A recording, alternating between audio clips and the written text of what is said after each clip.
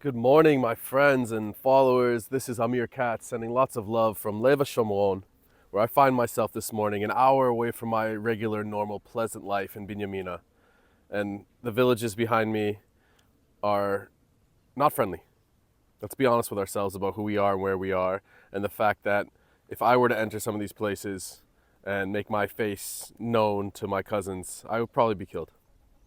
Yesterday, supposedly, we signed a ceasefire agreement with the Hamas organization in Gaza, but Gaza is not so far from here, and these people living here are full of enmity and hatred for me as a Jew.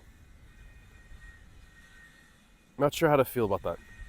It's one thing to work hard to keep hate out of my heart, and it's another thing to have to accept the cruel irony that there are people who hate me simply for being what I am and who I am and where I am. And people will try to justify it and excuse it and say that because you're a settler, because you're living in someone else's land, because you stole Palestine from the Arabs, therefore you deserve to be hated. Not sure what to think about that one, but I'll have to accept it and protect my neck. This is where we are and how we live sometimes, with fences that protect me from them. It sucks. It's lame. It's really tragic and sad and kind of pitiful that there can't be some sulha, some reconciliation, some understanding between the hundreds of millions of Arabs that live around me and their copious land and property that extends into the horizon for a few Jews to live here. It's unfortunate. It's not very humane. I wish Syria and Lebanon could be the paradises that they should be, and that the oil wealth of Iraq would be extended beyond the palaces and the castles of corrupt leaders. But these are my cousins, and this is how they live, and this is the wealth that they hoard and squander rather than building a better future.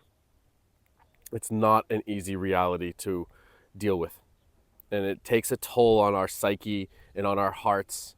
And while I pray that this peace deal that's been hammered home by Trump's pressure and Biden's efforts and Bibi's obstinance and Hamas's cruelty will yield some better fruit than the bitter fruit that has been dealt over the centuries.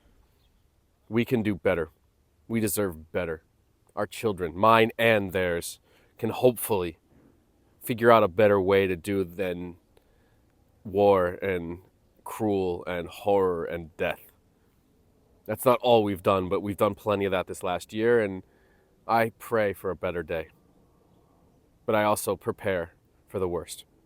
And this is the duality of living in Eretz Israel in 2025, praying for a better day, fighting to protect our neck, and juxtaposing the reality between life and death with every step and every trek and every journey we take together.